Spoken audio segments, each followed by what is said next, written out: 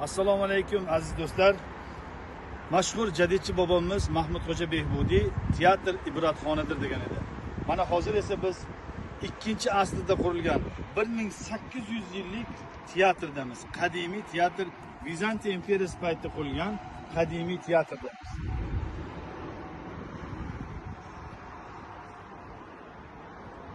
...1800 yildan beri saqlanib kelayotgan bu muhtasham tarixiy qadimiy teatr.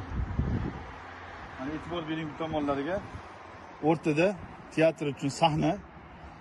Bu tomonlarda tomoshabinlar o'tirgan.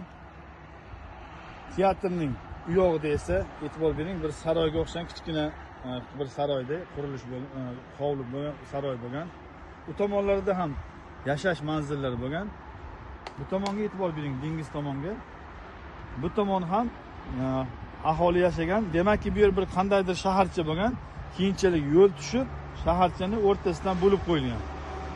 1800 yil oldin qurilgan Vizantiya imperiyasi paytidagi tarixiy teatr.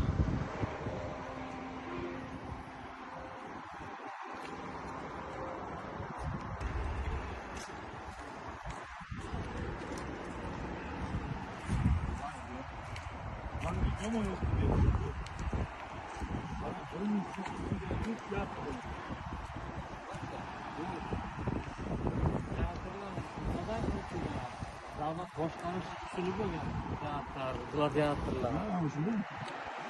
Odamlar o'sha bilan chalg'itish. Hozir o'sha endi futbolda. Odamlar o'sha bilan chalg'itish. Futbol, hammasi futbol.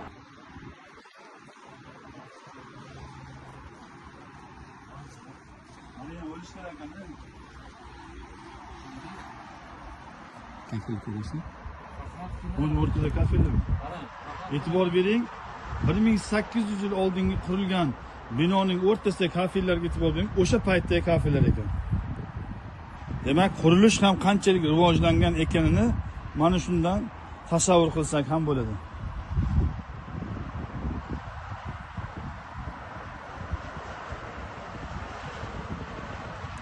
Sog' bo'ling, salomat bo'ling.